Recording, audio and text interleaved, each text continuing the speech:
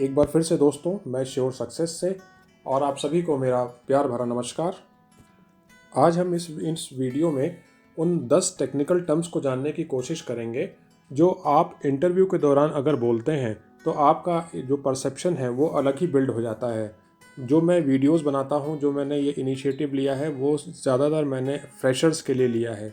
तो फ्रेशर्स जब किसी भी इंटरव्यू में एंटर होते हैं तो आप खुद समझिए कि बीए, बीएससी, बीकॉम के बच्चे सारे के सारे किसी भी एंट्री लेवल प्रोफाइल के लिए अगर 50 बच्चे वहाँ पे लाइन लगा के खड़े हुए हैं तो आपके अंदर डिफरेंट क्या होना चाहिए, या ऐसी कौन सी चीज़ है जो डिफरेंट हो तो आपको इंटरव्यूअर सेलेक्ट कर ले।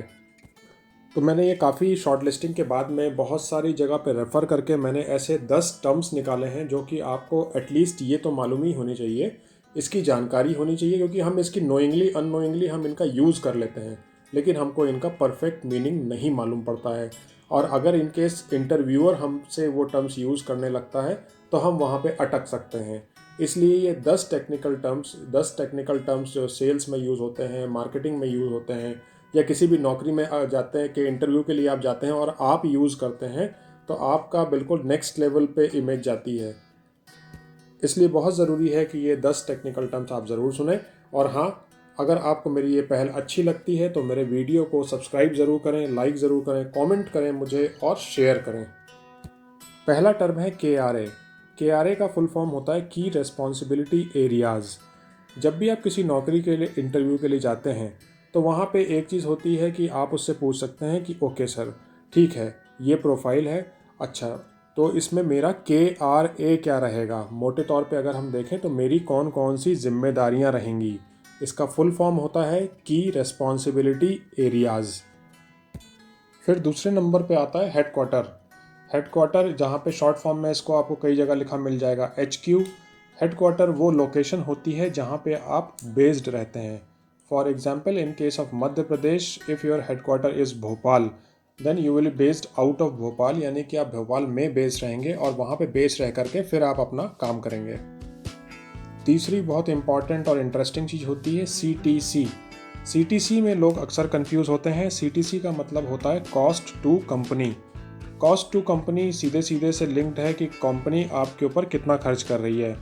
मान लीजिए कि कंपनी आपको सैलरी दे रही है 12,000 रुपये और 1,000 रुपये का फूड कूपन दे रही है, तो इस केस में कंपनी आपके ऊपर 13,000 रुपये खर्च कर रही है, यानी कि CTC cost to company in that case would be 13,000 per month, यानी कि कॉस्ट टू कंपनी 13,000 रुपये पड़ेगी आपके प्रोफाइल के लिए। फिर आता है ग्रॉस का मतलब ये होता है कि टोटल आपके पास में क्या आया। तो इसको ऐसे समझ सकते हैं कि मान लीजिए आपकी 12,000 रुपये सैलरी है तो इसको हम कहेंगे कि ये ग्रॉस सैलरी आपकी 12,000 रुपये है। तो ग्रॉस का मतलब टर्म ये हो गया कि कितना आपके पास में टोटल आया, इसे हम कहेंगे ग्रॉस सैलरी। अगर हम देखें तो उसमें कोई भी किसी भी तरह का डिडक्शन नहीं होता है, जैसे ना इनकम टैक्स का डिडक्शन होगा, ना मेडिकल इंश्योरेंस का डिडक्शन होगा, ना PF का डिडक्शन होगा। लेकिन जो ग्रॉस सैलरी रहेगी, ग्रॉस सैलरी में आपका ओवर टाइम जुड़ जाता है, बोनस जुड़ जाते हैं, किसी और तरह का पैसा जो होता है वो भी उसमें जुड़ जाता है। तो ग्रॉस का मतलब ये हो गया कि टोटल आपके पास में कितना आया। या सैलरी के टर्म्स में देख लें तो यानी कि ग्रॉस सैलरी कितनी बनी, इसको मान लेते हैं कि टोटल कितना बना, मतलब सारे ओवर टाइम जोड़ दिए हमने, सब बोनस जोड़ दिया, अपना सब चीज़ें जोड़ दी, तो हमारा सैलरी कितनी बनी ये हमने इसमें देखा। वहीं जो नेट होता है, नेट किसी भी तरह का जब डिडक्शन हो जाता है और एक्चुअल फिगर जो होती है हाथ में, उसे हम नेट कहते हैं। तो नेट में हम अगर देखें, नेट सैलरी से समझने की कोशिश करते हैं। ग्रॉस सैलरी में से आप इनकम टैक्स हटा दीजिए, PPF हटा दीजिए, प्रोफेशनल टैक्स हटा दीजिए, और भी जो चीज़ें हैं वो हटा दीजिए, उसके बाद में जो सैलरी बचेगी that would be net salary. तो gross was inclusive of all the components, और नेट जो हो गई, जब ग्रॉस में से कुछ चीज़ें माइनस हो गई, जो मैंडेटरी चीज़ें हैं वो हटा दी गई, तो वो नेट बचता है। तो इस तरह से हमने ग्रॉस और नेट का मतलब समझा। फिर आइए हम समझते हैं, बहुत ही कॉमन टर्म है first line manager, second line manager. ये हमारी टॉप लाइन है या टॉप मैनेजमेंट है। तो इसको फर्स्ट लाइन मैनेजर पहले हम समझते हैं, जिसको आप रिपोर्ट करेंगे, यानी कि आप जिसको अपना डेली रिपोर्टिंग देंगे, जिसको आप काम का फीडबैक देंगे, वो आपका फर्स्ट लाइन होता है। फर्स्ट लाइन मैनेजर कई केसेस में वो सुपरवाइज़र भी कहलाता है। अगर मान लीजिए कोई बहुत बड़ा ऑर्गेनाइजेशन नहीं है वहाँ पे अगर टीम लीडर प्रोफाइल है तो वो टीम लीड भी कहलाते हैं, सुपरवाइज़र भी कहलाते हैं। बट ब्रॉडली अगर हम देखें तो फर्स्ट लाइन मैनेजर वो होता है जिसको आप रिपोर्ट करेंगे। आप जिसको भी रिपोर्ट करेंगे ब्रॉडली वो आपका फर्स्ट लाइन रहेगा, और फर्स्ट लाइन जिसको इंटर्न रिपोर्टिंग देगा वो सेकंड लाइन हो जाएगा। टॉप लाइन वो होता है जिसको पूरे नेशन वाइड या रीजनल कंपनी है तो पूरे रीजन के जितने भी लोग होंगे जब उसको रिपोर्ट करेंगे तो वो टॉप लाइन कहलाता है। टॉप लाइन यानी कि नेक्स्ट टू ओनर कह सकते हैं, या फिर एमडी भी कई बार, मैनेजिंग डायरेक्टर भी कई बार वही चीज़ होती है। फिर हमें जानने की ज़रूरत है कि क्लाइंट और कस्टमर में क्या डिफरेंस है। तो इसमें डिफरेंस है भी और नहीं भी है। इसमें क्लाइंट अगर हम देखें तो क्लाइंट हम यूजुअली डिनोट करते हैं, कोई सा बड़ा बिजनेस है, बड़ी ऑर्गेनाइजेशंस है, कोई बड़ा मैन्युफैक्चरर है, उनको हम क्लाइंट से रिप्रेजेंट करते हैं।